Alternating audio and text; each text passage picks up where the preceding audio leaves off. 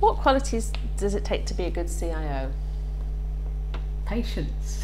I think might be top of the list. Well, I think the most important qualities are taking a enterprise level perspective and a business first perspective is what I would say, and increasingly I would also say very much a strategic and multi-year perspective, and I think that can be quite challenging because often businesses are constrained in calendar or financial years, but I think that going forward that's what's going to be really important for us. Particularly if we want to take advantage of things like software as a service, and increasingly people are entering into contractual relationships. So having a multi-year, longer-term perspective does give you a better chance, I think, to both leverage your internal skills and capabilities and also make a lot more use of the market and leverage the services that every day a new service comes along on the market. So, you know, I think it puts you in a better place to be able to respond to that. What's been your biggest challenge so far? We've recently done a quite complicated transformation in Thomson Reuters. So I've been looking at how I better streamline my organisation to match business expectations and also business strategy. And that has involved us making some really hard choices and hard decisions about the skills we have in-house versus the skills that we choose to get from the market.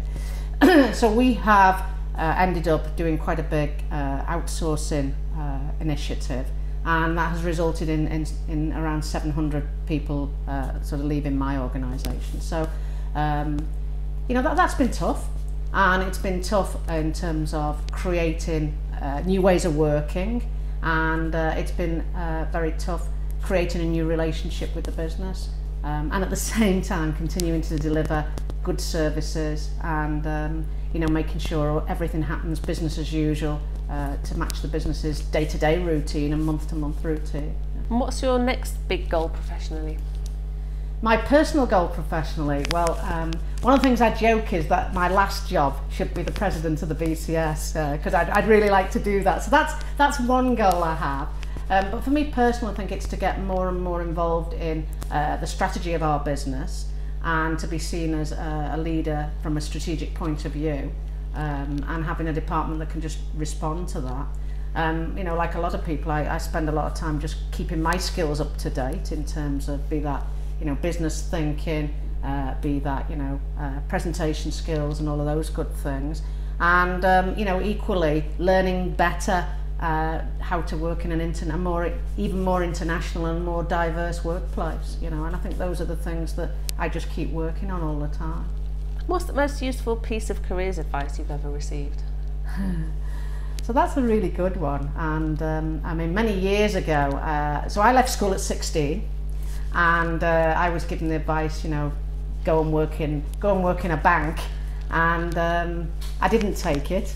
And in the end I went to work as a scientist, so I was a chemist, and I went to work in a scientist, and the advice was, you know, go work for the water industry, because, you know, they're never going to run out of things to do and they're always going to have to serve people. And actually, you know, if you work for companies like utilities, you know, they're very important companies, they've got real jobs to do, and there's always lots of development, people and personal development.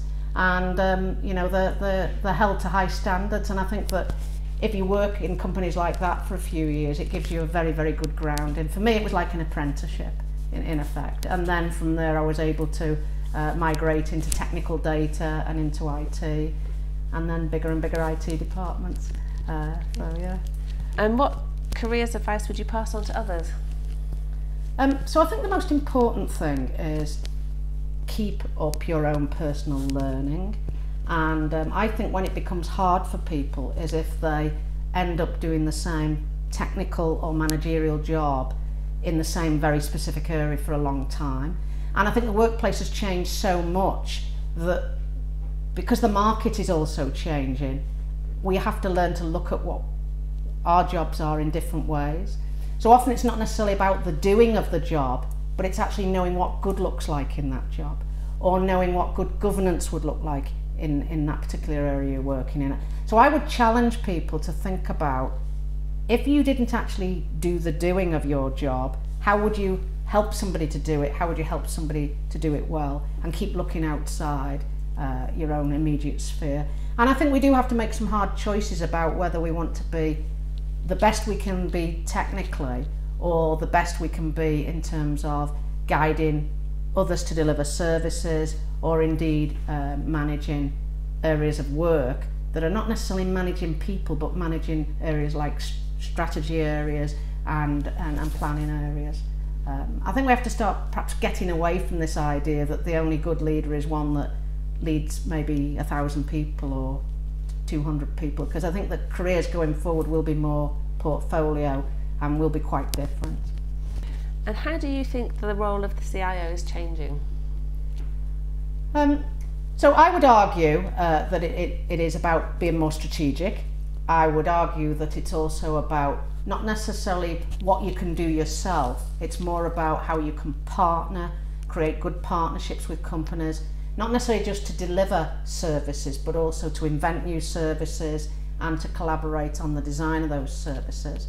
I would argue it's about making sure that you're not just relevant to your company, but that you are totally transparent.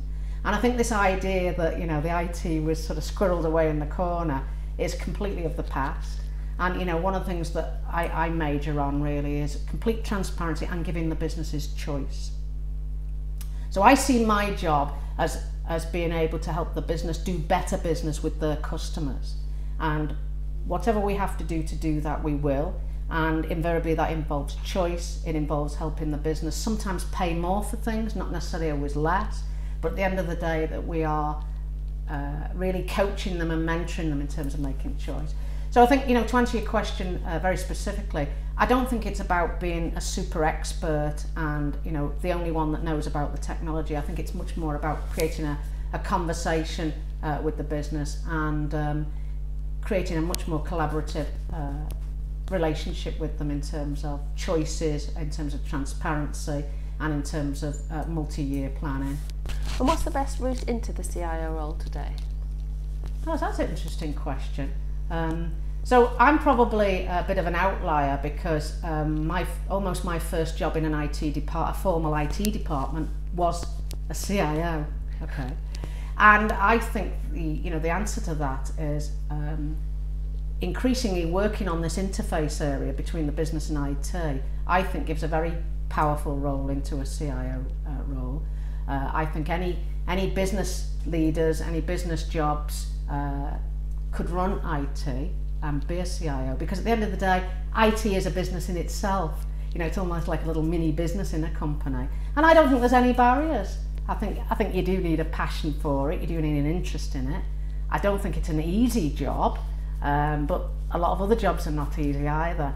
And so I would argue anyone that's got a good sense of business, a passion for what their business does, can be a CIO. Is a technical background necessary? No, I don't think so. I think what's more important is the ability to problem solve. I mean, my first degree was analytical chemistry, and you know what that teaches you is how you can analyse problems, how you can look at problems a different way. I think what you really need is, yeah, basic maths and problem solving. But I think it's more about having a mature outlook on how you look at how people interact, how you solve problems, how you collaborate. And I think those are all much more important skills, especially today where firms are becoming more blurred in terms of the boundaries with their suppliers, and you know, the workplace needs to be more diverse, and we need to encourage more diversity. You know, how do we, for example, bring into the workplace the widest spectrum of skills? I thought the article recently, for example, in the Sunday Times about dyslexics helping MOD, and that spectrum of big brains, if you like, helping was fantastic. And you know, I think that's the sort of thing we need to be encouraging and helping to bring into the workplace.